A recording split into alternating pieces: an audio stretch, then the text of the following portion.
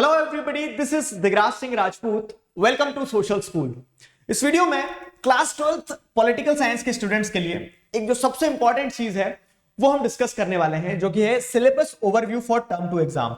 देखिए, syllabus overview को समझना कि आखिरकार एग्जाम में क्या आने वाला है, ये सबसे पहली कंडीशन होती है किसी भी एग्जाम को क्रैक करने के लिए। क्लियर? तो अब टर्म टू एग्जाम के लिए प्रिपरेशन करना है। प्रिपरेशन स्टार्ट करने से पहले हम एक बार पेपर पर ये तो लिख लें कि हमें पढ़ना क्या क्या है। अब आपसे मेरी क्या रिक्वेस्ट है कि एक बुक लेकर बैठना और पेंसिल लेकर बैठना, उस बुक में मार्क करते चलना वहां पर कि क्या आपको आखिरकार पढ़ना है। ठीक है, उस बुक में मार्क करते चलना। तो वहीं पे क्या रहेगा, एक बार पढ़ेंगे, आखिरी बार पढ़ लेंगे हम, हमें क्लैरिटी मिल जाएगी कि हमें ये पढ़ना है। ठीक, वो सारी चीजें जो है वो सारी चीजें हम क्या करने वाले हैं, इस वीडियो में डिस्कस करने वाले हैं, समझने वाले हैं। फाइन।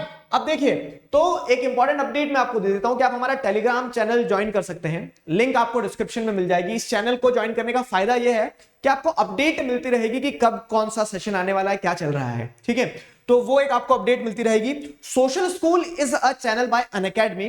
तो इस चैनल पर आपको सारे वीडियोस मिलते रहेंगे, आपका सिलेबस कंप्लीट होता रहेगा। साथ ही साथ आप अनअकैडमी ऐप भी डाउनलोड कर सकते हैं, जिस पर आपको क्या मिलेंगे, मल्टीपल दूसरे एडवांटेजेस मिल जाएंगे। जैसे फ्री स्पेशल क्लास होती है तो वो स्पेशल क्लास आप अटेंड कर सकते हैं। मल्टीपल टेस्ट होते हैं, एग्जाम्स होते हैं, स्कॉलरशिप टेस्ट होते हैं, तो उन्हें भी आप अवेल कर सकते हैं फ्री ऑफ कॉस्ट। जैसे एक एग्जांपल है अनअकैडमी कॉम्बैट टेस्ट का। ठीक है, अनअकैडमी कॉम्बैट स्कॉलरशिप टेस्ट जो होता है, तो ये हर संडे स्कॉलरशिप टेस्ट होता है, जिससे बच्चे काफी सारा कह सकते हैं एक बड़े पूल में से स्कॉलरशिप प्राइज जीत सकते हैं। आपको ऐप डाउनलोड करना है और ऐप एक्सप्लोर करने के लिए एक सिंपल सा कोड इस्तेमाल करना है, DIGRAJ। ठीक है, तो इस कोड से आप सारी चीजें अनलॉक कर सकते हैं। ठीक, संडे 11 बजे एग्जाम होता है अनअकैडमी कॉम्बैट स्कॉलरशिप टेस्ट। अब अगर हम बात करते हैं हमारे सिलेबस की, तो टर्म टू एग्जाम का जो सिलेबस है, टर्म टू एग्जाम का जो सिलेबस है, ये सिलेबस कुछ इस तरह से देखो। दोनों ही बुक जो है ना, 12th पॉलिटिकल साइंस की अगर हम बात करें तो दोनों ही बुक में आप देखेंगे कंटेम्प्रेरी वर्ल्ड पॉलिटिक्स है, दूसरी है politics in India since independence. अब कंटेम्प्रेरी वर्ल्ड पॉलिटिक्स वाली बुक में से 3 चैप्टर आना है और politics in India since independence वाली बुक में से भी 3 चैप्टर आना है। दोनों ही बुक में से 3-3 चैप्टर आना है। अब यहां पे जैसे अगर आप देखोगे ना, तो वेटेज भी बताया गया है, चैप्टर्स के नाम कुछ कुछ चेंज हुए हैं, तो उनमें घबराना मत। मैं आपको बुक पे ही मार्क करवाते चलता हूं, तो उससे क्या रहेगा, आपको क्लैरिटी रहेगी। उम्मीद करता हूं कि टर्म 1 भी आपने यहीं पे मार्क करा था जैसे हमने पहले किया था। तो टर्म 2 को अगर मार्क करते हैं हम, तो क्या है, जैसे alternative centres of power, alternative centres of power, तो ये अल्टरनेटिव सेंटर्स ऑफ पावर पे टिक लगा लो। ठीक है, अल्टरनेटिव सेंटर्स ऑफ पावर जो है, तो ये किस नाम से जाना जाता है, न्यू सेंटर्स। ठीक है, new centres of power, new centres of power, new centres of power. ठीक है, ये चैप्टर जो है 8 नंबर का आने वाला है, ये ध्यान रखना। ठीक है, उसके बाद में कंटेम्प्रेरी साउथ एशिया जो है, तो ये नए नाम से जाना जाता है। नया नाम क्या है इसका, साउथ एशिया। ठीक है, इन दी कंटेम्प्रेरी वर्ल्ड। ठीक है, साउथ एशिया इन दी कंटेम्प्रेरी वर्ल्ड है ना शायद, हाँ यही है। तो साउथ एशिया इन दी कंटेम्प्रेरी वर्ल्ड। क्लियर? तो इसमें south Asia and the contemporary world, contemporary world मतलब क्लास वर्क नहीं है, मतलब CW यानी कंटेम्प्रेरी वर्ल्ड है, क्लास वर्क नहीं है। ये 6 नंबर का ये आने वाला है। फिर ना इंटरनेशनल ऑर्गेनाइजेशन तो आपने टर्म 1 में पढ़ लिया था। ठीक है, ये जो 2 चैप्टर है, security in the contemporary world and environment and natural resources, ये दोनों चैप्टर नहीं आने वाले हैं। ग्लोबलाइजेशन चैप्टर आएगा आपके लिए। ठीक है, तो ग्लोबलाइजेशन चैप्टर को आप पढ़ सकते हो। ग्लोबलाइजेशन चैप्टर जो है वो अगेन वैसा का वैसे ही नाम है, उसका नाम नहीं बदला होपफुली। ठीक है, 6 नंबर का आने वाला है, तो ग्लोबलाइजेशन पढ़ सकते हो। अब ये 1 2 3 ये 3 चैप्टर आपको पढ़ना है। ये तीनों चैप्टर जो है आपके, तो ये तीनों चैप्टर्स आपको बहुत अच्छे से दिल लगा के पढ़ना है। ठीक है, इस बुक से। अब ये इस बुक से कितने नंबर का आएगा, देखो 40 नंबर का पेपर है ना, तो 20 मार्क्स। ठीक है, 20 मार्क्स जो है, तो 20 मार्क्स आपको इस बुक से मिल गए हैं। क्लियर हुआ? 40 नंबर का पेपर होगा और 10 नंबर प्रोजेक्ट वाले होंगे, इंटरनल असेसमेंट वाले। ठीक है, तो इस तरह से क्या 20 नंबर इस बुक से आ गए। अब अगली बुक की अगर हम बात करें, बुक 2 जो है हमारी, बुक 2 कौन सी है, politics in India since independence. इस बुक में जैसे अगर आप देखोगे तो क्या है, चैलेंजेस ऑफ नेशनल बिल्डिंग, और ये सारी चीजें तो हम टर्म 1 में पढ़ चुके थे। अब अगर आप बात करें तो यहाँ पे चैप्टर 5 6 और 9 इन पे टिक लगा लो। ठीक है, तो recent development in Indian politics ये आएगा एक चैप्टर आपका। ठीक है, क्राइसिस ऑफ डेमोक्रेटिक ऑर्डर जो है, इसका नया नाम क्या होगा, डेमोक्रेटिक रिसर्जेंस। ठीक है, डेमोक्रेटिक, और ये चैप्टर आपने पढ़ भी लिया होगा मैं उम्मीद करता हूं। ठीक, तो डेमोक्रेटिक रिसर्जेंस, डेमोक्रेटिक रिसर्जेंस आपको पढ़ना है। Challenges to and restoration of Congress system जो है, तो इस चैप्टर का नाम बदल के क्या कर दिया पता है, अब मतलब नाम जैसे देखोगे तो parties and the party system in India. ठीक है, तो यहां पे आपको क्या ध्यान रखना है, पार्टीज एंड दी, ठीक है, parties and the party system, parties and the party system. ये कितने नंबर का आएगा, तो ये 6 नंबर का आने वाला है, ये वाला चैप्टर भी 6 नंबर का आने वाला है। और रीसेंट डेवलपमेंट इंडियन पॉलिटिक्स वाला जो चैप्टर है, ये चैप्टर आएगा आपका 8 नंबर का। तो 6 6 12 और 8 20, इस तरह से क्या है 20 मार्क्स जो है, तो 20 मार्क्स आपको इस चैप्टर से भी 20 मार्क्स मिल गए। ठीक है, मतलब इस बुक से भी आपको 20 मार्क्स मिल गए।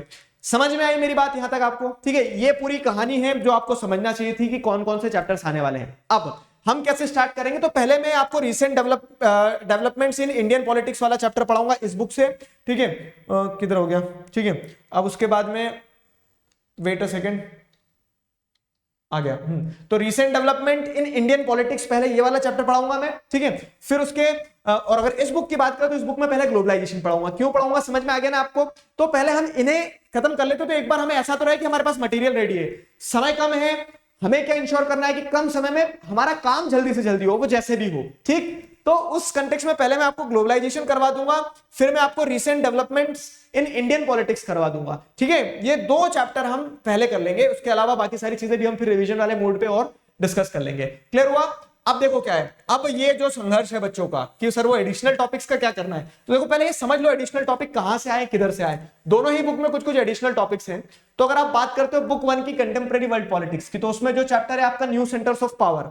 अब न्यू सेंटर्स ऑफ पावर में देखो यूरोपियन यूनियन, आसियान, सार्क, ये तो बुक में ही दिया है। ठीक है, चाइना भी बुक में ही दिया है। बाकी ये हो गया, ठीक है, ब्रिक्स नेशंस जो हो गए, ब्रिक्स हो गया, उसके बाद में फिर क्या है, रशिया हो गया, इजराइल हो गया और इंडिया हो गया। तो न्यू सेंटर्स ऑफ पावर में ये एडिशनल टॉपिक्स हैं। ठीक है, एडिशनल टॉपिक्स भी मैंने पढ़ा दिए हैं, तो ये एडिशनल टॉपिक इस चैप्टर से है। फिर अगर साउथ एशियन कंटेम्प्रेरी वर्ल्ड की बात करो ना, तो साउथ एशियन कंटेम्प्रेरी वर्ल्ड ये एक ऐसा चैप्टर है जिस चैप्टर को शायद आपने थोड़ा सा कहां पढ़ लिया, थोड़ा सा आपने टर्म 1 एग्जाम में भी पढ़ लिया है। और ये जो चैप्टर है, तो इस चैप्टर में बेफिक्र रहना। ठीक है, इस चैप्टर में ये सारे टॉपिक्स आने वाले और ये सारे टॉपिक्स हम डिस्कस कर चुके हैं। क्लियर हुआ? ग्लोबलाइजेशन, तो ग्लोबलाइजेशन में कोई एडिशनल टॉपिक है नहीं। ठीक, तो बुक 1 जो है, तो बुक 1 के एडिशनल टॉपिक्स कौन कौन से हैं? BRICS, Russia, Israel, India. Clear? अब बुक 2 की बात करें तो बुक 2 में एडिशनल टॉपिक आपको मिल जाएंगे। बुक 2 में क्या है, जैसे Congress system, bi party system, multi party coalition system. तो बाय पार्टी सिस्टम और multi party coalition system simple सी चीजें हैं, ऐसे बहुत ज्यादा एक्सप्लेनेशन की जरूरत नहीं है उसमें, और बताया भी है मैंने। कांग्रेस सिस्टम जो है, तो जो चैप्टर है, ठीक है, चैप्टर का पुराना नाम क्या था पता है? चैप्टर का जैसे पुराना नाम क्या था यहाँ पे, challenges to and the restoration of Congress system. तो इस चैप्टर में जब आपने वो सारी चीजें पढ़ी कि किस तरह से कांग्रेस बाउंस बैक करती है और सारी कहानी, तो वो कांग्रेस सिस्टम को दर्शाता है। और जिन स्टूडेंट्स ने era of one party dominance वाला चैप्टर पढ़ा है, ठीक है, देखो एग्जाम में नहीं आया वन पार्टी डोमिनेंस, ठीक है, लेकिन क्या है, इस चैप्टर की सिग्निफिकेंस यहां पे समझ में आएगी। जिसने ये पढ़ा है तो वो यहां कनेक्ट कर पाएगा आसानी से। तो कनेक्शन के लिए जरूरी है, समय है तो इस चैप्टर को भी पढ़ना है, era of one party dominance वाले चैप्टर को। ठीक है, कनेक्शन के लिए जरूरी है, अगर समय है तो इसे भी पढ़ना, बहुत अच्छे से पढ़ना। समझ में आई मेरी बात? ठीक है, तो era of one party dominance हो गया, challenges to and the restoration of Congress system हो गया। ठीक, तो मतलब ये सिलेबस में ऐसे मेंशन नहीं है, लेकिन फिर भी अगर पढ़ोगे तो फायदा ही रहेगा। तो यहाँ पे challenges to and restoration of Congress system वाला चैप्टर पढ़ना है आपको अच्छे से। ठीक है, जिसका नाम क्या है, जिसका नाम जैसे देखोगे तो parties and party system in India के नाम से है। क्लियर हुआ? अब इसमें एडिशनल टॉपिक क्या है? ठीक है, तो इसमें एडिशनल टॉपिक में ऐसे कुछ नहीं है। बाकी अब डेमोक्रेटिक रिसर्जेंस वाला चैप्टर जो है, ठीक, तो इसमें क्या, क्राइसिस ऑफ डेमोक्रेटिक ऑर्डर वाला जो चैप्टर है, इस नाम से जाना जाता है। ठीक है, तो डेमोक्रेटिक रिसर्जेंस वाला चैप्टर है, इसमें एडिशनल टॉपिक भरमार है। Jayaprakash Narayan and the total revolution, Ram Manohar Lohia and socialism, Pandit Deendayal Upadhyaya and integral humanism, national emergency. ठीक है, फिर डेमोक्रेटिक अपसर्जेस वाला जो टॉपिक है, तो इसमें डेमोक्रेटिक अपसर्जेस, जो first wave of democratic upsurge, ठीक है, सेकंड वेव, थर्ड वेव, तो वो सारा सब कुछ पढ़ाया मैंने। ठीक, तो डेमोक्रेटिक रिसर्जेंस में एडिशनल टॉपिक्स है, इन्हें पढ़ना, एडिशनल टॉपिक्स की पॉसिबिलिटी रहेगी, क्योंकि टर्म 1 एग्जाम में भी आपने देखा एडिशनल टॉपिक में से क्वेश्चन आए थे। ठीक है, फिर आता है Indian politics trends and development. तो ये Indian politics and trends and development जो है, तो इसमें एडिशनल टॉपिक में क्या है, एनडीए 3 और 4, मतलब 2014 के बाद में जो गवर्नमेंट बनी है उसके बारे में कुछ बताया गया है। बाकी जो चीजें हैं, बाकी सारी चीजें आपको मिल जाएगी वहीं पे, ठीक है, बुक में। तो एडिशनल टॉपिक्स इसके हम कवर कर लेंगे। क्लियर हुआ? तो एडिशनल टॉपिक्स में मैंने आपको क्लियर करवा दी कहां पढ़ना है, क्या पढ़ना है, कैसे पढ़ना है। समझ में आई मेरी बात? चलिए, तो अभी के लिए हम क्या करते हैं, साइन ऑफ करते हैं, बाकी मिलके उठाएंगे जिम्मा, तो आगे बढ़ाते हैं चैप्टर को, सिलेबस को, सारी चीजों को कंप्लीट करेंगे। Signing off with this together, we can, we will, thank you.